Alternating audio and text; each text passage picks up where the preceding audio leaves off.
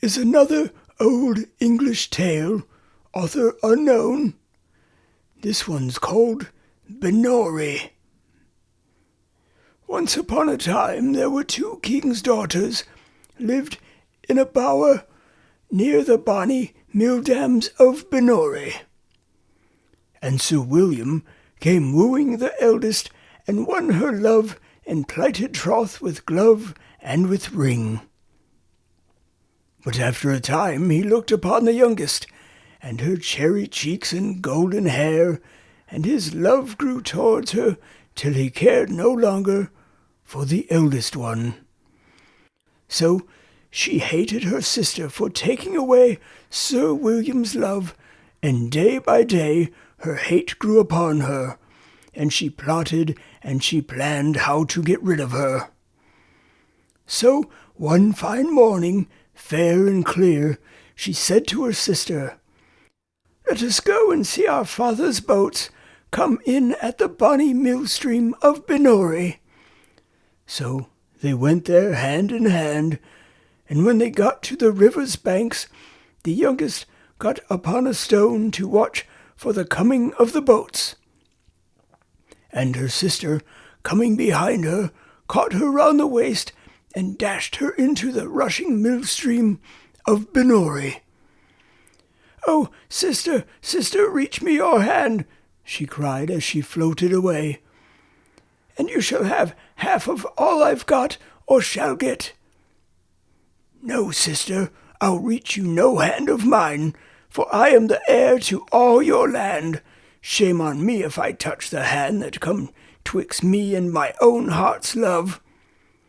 "Oh, sister, sister, then reach me your glove," she cried as she floated further away, "and you shall have your William again."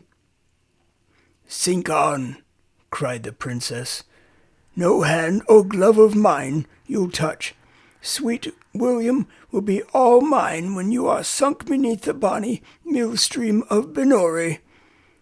And she turned and went home to the king's castle. And the princess floated down the mill stream, sometimes swimming and sometimes sinking, till she came near the mill. Now the miller's daughter was cooking that day, and needed water for her cooking.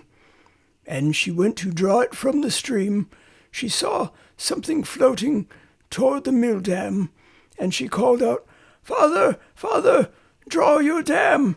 There's something white, a merry maid or a milk-white swan, coming down the stream."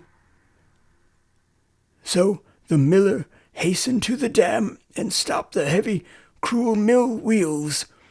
And then they took out the princess and laid her on the bank. Fair and beautiful she looked as she lay there.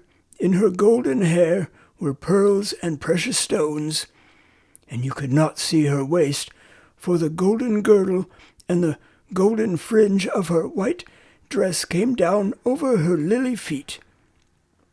But she was drowned. And she lay there in her beauty. A famous harper passed by the mill dam of Binnorie, and saw her sweet pale face. And though he travelled on far away, he never forgot that face. And after many days he came back to the bonny mill stream of Binnorie. But then all he could find of her, where they had put her to rest, were her bones and her golden hair.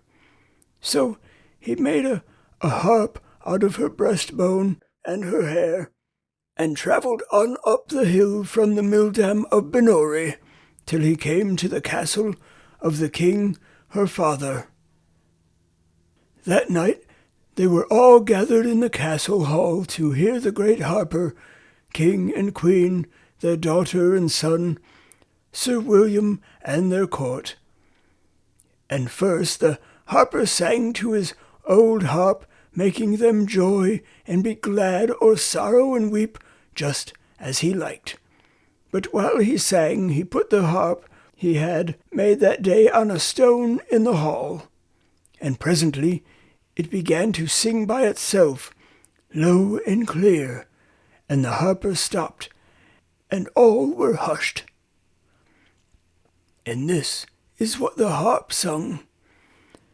"Oh, yonder sits my father, the king, Binnorie, oh, Binnorie, and wander sits my mother, the queen, by the bonny mill dams, oh, Binnorie.